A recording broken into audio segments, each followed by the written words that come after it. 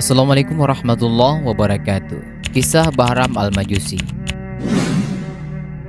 Sahabat beriman dimanapun Anda berada, pada perjumpaan kali ini kita akan mengisahkan kisah Bahram Al-Majusi. Simak videonya sampai habis.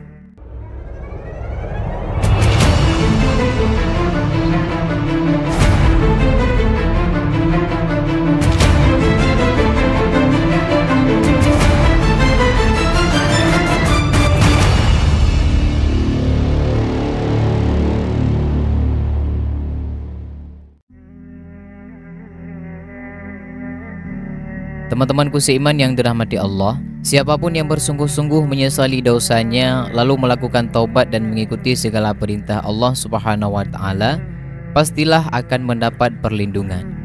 Seperti kisah lelaki Majusi yang meninggal dalam keadaan Islam. Padahal teman-teman, semasa hidupnya penuh dengan perbuatan yang tidak dibenarkan dalam Islam. Kisah lelaki Majusi ini dibagikan oleh Abdullah bin Mubarak yang kemudian ditulis oleh Utsman bin Hasan bin Ahmad Asy-Syakir dalam bukunya yang bernama Duratun An-Nasihin. Al-Kisah, Abdullah bin Mubarak bercerita, suatu hari saya melaksanakan ibadah haji, lalu saya istirahat di Hijr Ismail lalu tertidur. Di dalam tidur saya bermimpi bertemu dengan Rasulullah SAW. Beliau bersabda, apabila engkau kembali ke Baghdad, pergilah ke tempat ini dan carilah seseorang yang bernama Bahram Al-Majusi. Sampaikan salam kepadanya dan katakan kepadanya bahwa Allah Subhanahu wa taala menyukaimu.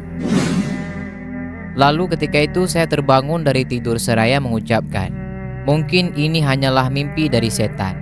Kemudian saya berwudu, melakukan tawaf di Ka'bah untuk beberapa saat. Akan tetapi di saat itu saya dikuasai rasa kantuk yang luar biasa. Lalu saya tertidur dan di dalam tidur saya bermimpi yang sama, yakni bertemu dengan Rasulullah SAW untuk menyampaikan itu. Kejadian ini berulang 3 kali. Ketika selesai melaksanakan ibadah haji, lalu saya pulang ke Baghdad untuk mengunjungi tempat yang disampaikan Rasulullah SAW. Saya mencari rumahnya yang bernama Bahram Al-Majusi, kemudian menjumpai seorang laki-laki tua. Abdullah bin Mubarak kemudian mengetahui bahwa laki-laki tua yang ada di hadapannya ini adalah Bahram Al-Majusi.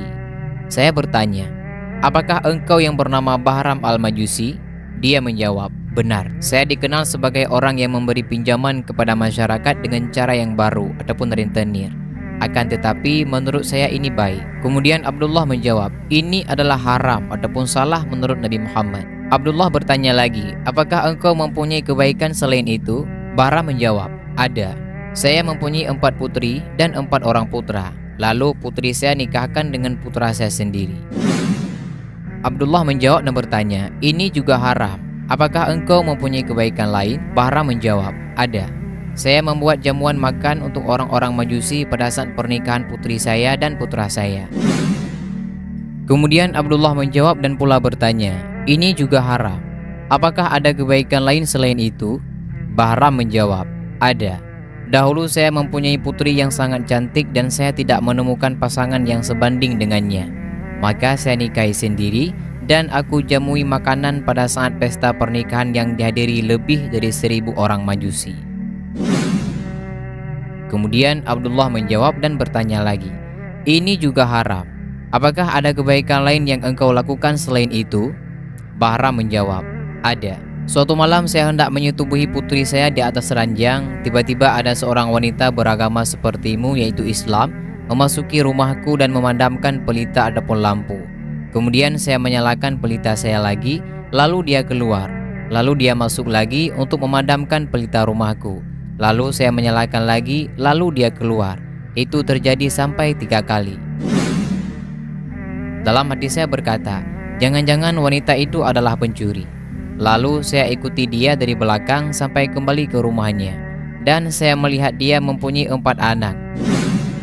Ketika wanita itu masuk, anak-anaknya berkata, ibu, apakah engkau membawakan makanan untuk kami? Sebab kami tidak bisa lagi menahan rasa lapar.